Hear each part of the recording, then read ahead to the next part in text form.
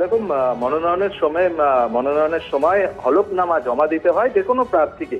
সেই হলফনামাতেই বেশ কিছু জায়গাতে ভুলভ্রান্তি ছিল, এবং দায়িত্বে ছিলেন দলেরই বেশ কয়েকজন আইনজীবী। সেখানে ভুলভ্রান্তি হয় বলেই আমরা সূত্র মারফত জানতে পারছি। যদিও শুভেন্দু অধিকারী তিনি স্পষ্ট করলেন যে দুদিন ছুটি থাকার কারণে তাদের কাগজপত্র তৈরি হতে কিছুটা বিলম্ব হয়েছিল, এবং এই মুহূর্তে রাহুল সিনহা তিনি বিধানসভার সচিব, অর্থাৎ রাজ্যসভা নির্বাচনের যিনি রিটার্নিং অফিসার, সেখানে তিনি তার প্রয়োজনীয় কাজকর্ম সারছেন, এবং শুভেন্দু অধিকারী, শ্রমিক ভট্টাচার্য তারা অন্যান্য কর্মসূচি থাকার জন্য চলে গেলেন। কিন্তু গোটা পর্বে এই কথাও বলতে শোনা যায় যে যেহেতু শ্রমিক ভট্টাচার্য শেষবার আর রাজ্যসভার নির্বাচনে তিনি প্রতিদ্বন্দ্বিতা করেছিলেন, তিনি জয়লাভ করেছিলেন, ফলে তার ফর্ম কিন্তু নিয়ে আসা হয় পুরনো সেট।